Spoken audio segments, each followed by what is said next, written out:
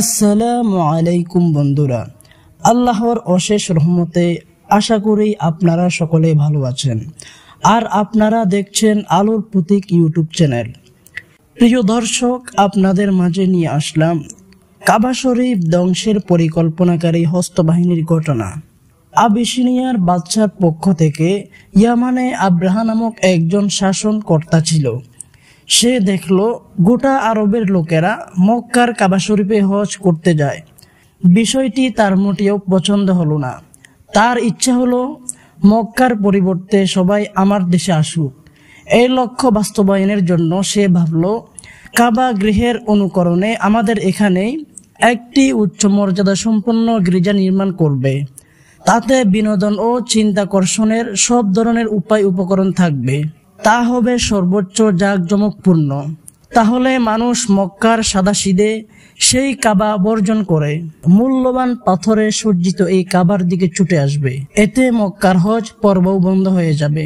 সে এই উদ্দেশ্যে ইয়ামানের রাজধানী সানায় একটি কৃত্রিম কাবার ভিত্তি স্থাপন করে, যেখানে সে মন খুলে টাকা পয়সা ব্যয় করে। কিন্তু এত কিছুর পরও মানুষ সেদিকে আকৃষ্ট হয়নি। আরবরা যখন এ সম্পর্কে জানতে পারলো, বিশেষ করে কুরাইশ গোত্রের লোকেরা যখন আব্রাহার এই কৃত্রিম কাবা সম্পর্কে জানতে পারলো, চরম উত্তেজিত হয়ে উঠল।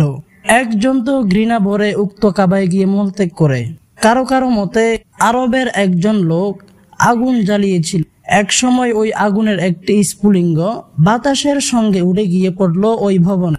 আব্রাহা এতে ক্রুদ্ধ হয়ে কাবা শরীফকে ধূলিসাৎ করার শপথ করে। শপথ অনুযায়ী বিপুল সংখ্যক হাতি সংবলিত সৈন্যদল নিয়ে বাস্তবেই সে কাবা শরীফ ধ্বংস করার উদ্দেশ্যে বের হয়।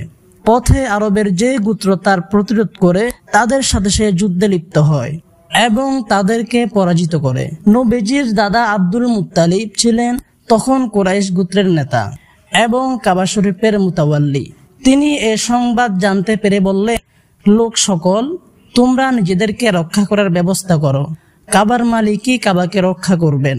আব্রাহা পথ পরিষ্কার দেখে বিশ্বাস করে নিল যে এখন আর কাবা ধ্বংস করা কঠিন কাজ নয়, কারণ সেদিক থেকে মোকাবেলা করার কেউ নেই।